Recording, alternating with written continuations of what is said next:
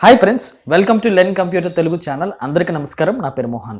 So HTML ట్యుటోరియల్స్లో నేను basic ఇంతకు ముందు వీడియోలో వెబ్సైట్ అంటే ఏంటి, వెబ్ అడ్రస్ అంటే ఏంటి, వెబ్ బ్రౌజర్ అంటే ఏంటి, ఇలాంటి బేసిక్ థియరికల్ పార్ట్స్ అన్ని నేర్చుకున్నారు. అట్ ది సేమ్ టైం ఈరోజు మీరు తెలుసుకోబోతున్న టాపిక్ ఏంటంటే వెబ్ అడ్రసింగ్ సిస్టమ్ ఎలా ఉంటుందో, ఐపీ అడ్రస్ అంటే ఏంటి, డొమైన్ నేమ్స్ అంటే ఏంటి, అందులో ఉండే రకాలేంటి, అందులో ఎక్స్టెన్షన్స్ని మనం ఏ విధంగా డివైడ్ చేస్తాము, సో ఆ ఎక్స్టెన్షన్ గురించి క్లియర్ కట్గా తెలుసుకోబోతున్నారు. At the same time so ఆ డొమైన్ నేమ్స్ క్రియేట్ చేసేటప్పుడు దాంట్లో ఉండే రూల్స్ అండ్ రెగ్యులేషన్స్ కూడా ఈరోజు మీకు చెప్పబోతున్నాను. సో ఇంతకుముందు అప్లోడ్ చేసిన బేసిక్ హెచ్టిఎంఎల్ ట్యుటోరియల్స్లో అండ్ ఈ వీడియోలో కేవలం థియరిటికల్ ఇన్ఫర్మేషన్ మాత్రమే ఇస్తున్నాను. అండ్ నెక్స్ట్ వచ్చే పార్ట్స్లో హెచ్టిఎంఎల్ అనేది స్టార్ట్ అవ్వబోతుంది. హెచ్టిఎంఎల్ ట్యాగ్స్ ఎలా ఉపయోగించాలి, ప్రతిదీ క్లియర్ కట్గా మీరు తెలుసుకోబోతున్నారు. కాబట్టి ప్రతి శనివారం ఆదివారం వచ్చే వీడియోస్ తప్పకుండా మీరు ఫాలో అయినట్లయితే మీకు HTML సంబంధించిన course, at the same time MS access course అయితే ప్రజెంట్ ప్రిపేర్ చేస్తున్నాను.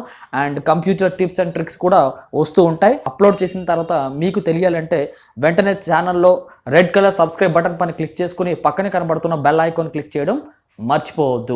మీకు వీడియో నచ్చినట్లయితే లైక్ చేయండి, షేర్ చేయండి. సో టాపిక్లోకి వెళ్తే గనక ఇప్పుడు మీరు వెబ్ బ్రౌజర్ అంటే ఏంటో తెలుసుకోబోతున్నారు. వెబ్ బ్రౌజర్ అనేది కంప్యూటర్లో ఇంటర్నెట్ యాక్సెస్ చేయడానికి ఉపయోగించుకునే ఒక సాఫ్ట్వేర్ అని చెప్పాలి. ఈ సాఫ్ట్వేర్ అనేది వరల్డ్ వైడ్ వెబ్కి అండ్ కంప్యూటర్లో యూజ్ చేస్తున్న కంప్యూటర్ యూజర్కి ఒక మధ్యవర్తిగా ఉంటుంది ఈ సాఫ్ట్వేర్. ఎగ్జాంపుల్ చెప్పాలి అంటే మీరు మీ కంప్యూటర్లో internet explorer, Mozilla Firefox, Google Chrome, Opera ఇలాంటివన్నీ కూడా కంప్యూటర్ వెబ్ బ్రౌజర్స్గా మనం చెప్పొచ్చు. ప్రతి కంప్యూటర్లో బై డిఫాల్ట్గా ఇంటర్నెట్ ఎక్స్ప్లోరర్ అనేది మనం చూస్తూ ఉంటాం. అట్ ది సేమ్ టైం అవి కాకుండా మరికొన్ని ఇతర వెబ్ బ్రౌజర్లు మనం చెప్పుకుని ఉంటాయి. అంటే ఫైర్ ఫాక్స్ కానీ, గూగుల్ క్రోమ్ కానీ, ఒపెరా కానీ. ఈ బ్రౌజర్ సాఫ్ట్వేర్స్ అన్నీ కూడా కంప్యూటర్లో ఇంటర్నెట్ని ఉపయోగించడానికి ఉపయోగపడే ఒక సాఫ్ట్వేర్ అని మనం చెప్పుకోవాలి. అట్ ది సేమ్ టైం మనం ఇంటర్నెట్లో చూస్తున్న వెబ్ పేజెస్ని త్రూ వెబ్ బ్రౌజర్ ద్వారా చూస్తామని కూడా మీరు తెలుసుకోవాల్సిన విషయం ఉంది.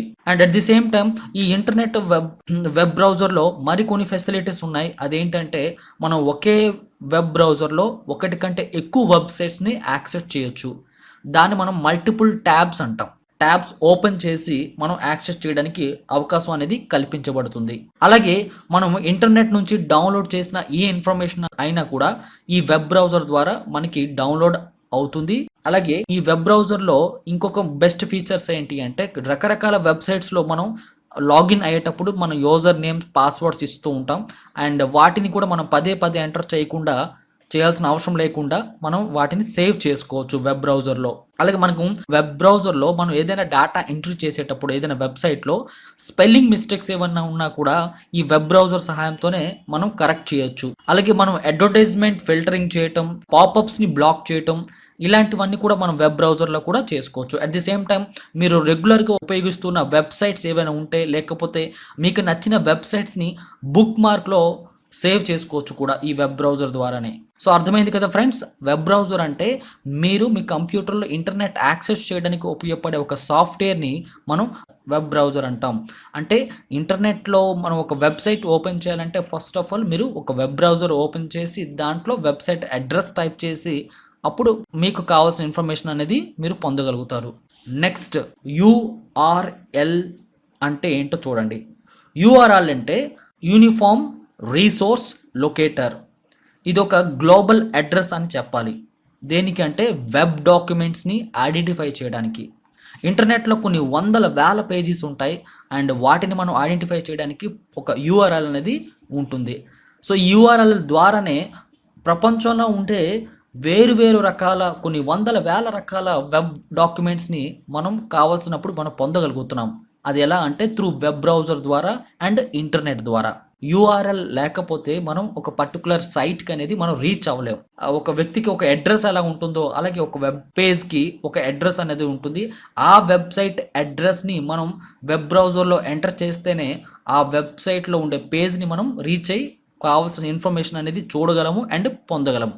నెక్స్ట్ హోమ్ పేజ్ అంటే ఏంటో చూడండి. సో మీరు ఒక వెబ్ బ్రౌజర్ ఓపెన్ చేశారు, వెబ్సైట్ అడ్రస్ ఎంటర్ చేశారు. ఎంటర్ చేసిన తర్వాత మీ ముందు ఒక ఫస్ట్ స్క్రీన్ ఒకటి డిస్ప్లే అవుతుంది. దాన్ని మనం ఏం చెప్తామంటే హోమ్ పేజ్. సింపుల్గా చెప్పాలంటే ఏదైనా ఒక వెబ్సైట్ అడ్రస్ ఓపెన్ చేసిన తర్వాత అందులో కనబడే మొదటి పేజ్ని మనం హోమ్ పేజ్ అంటాం. అలా చెప్పాలంటే ఈ హోమ్ పేజ్లో ఏం డిస్ప్లే అవుతాయంటే ఆ వెబ్సైట్ అడ్రస్లో డిఫరెంట్ కేటగిరీకి సంబంధించిన ఇన్ఫర్మేషన్స్ అన్నీ కూడా డిఫరెంట్ వెబ్ పేజ్ల తాలూకా లింక్లన్నీ కూడా మెయిన్ పేజ్లో డిస్ప్లే అవుతాయి అన్నమాట. సో ఆ మెయిన్ పేజ్లో ఉండే లింక్స్ పైన క్లిక్ చేసి మనకు కావాల్సిన ఇన్ఫర్మేషన్ ఉన్న వేరొక పేజ్కి అనేది మనం వెళ్ళొచ్చు లేదా కనెక్ట్ కావచ్చు.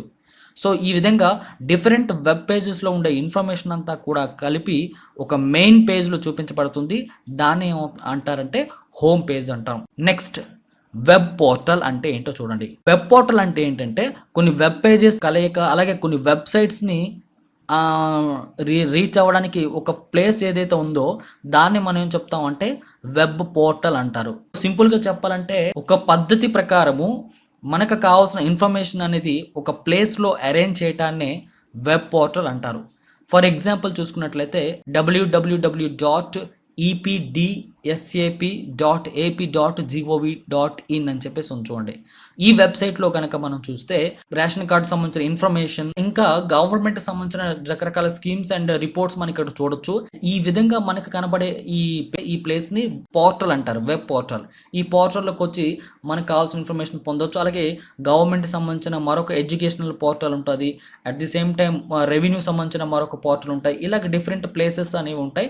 అందులో ఆ పర్టికులర్ సెక్టార్కి సంబంధించిన ఇన్ఫర్మేషన్ అంతా కూడా మనం ఆ వెబ్సైట్ ద్వారా, ఆ పోర్టల్ ద్వారా మనం పొందొచ్చు అన్నమాట.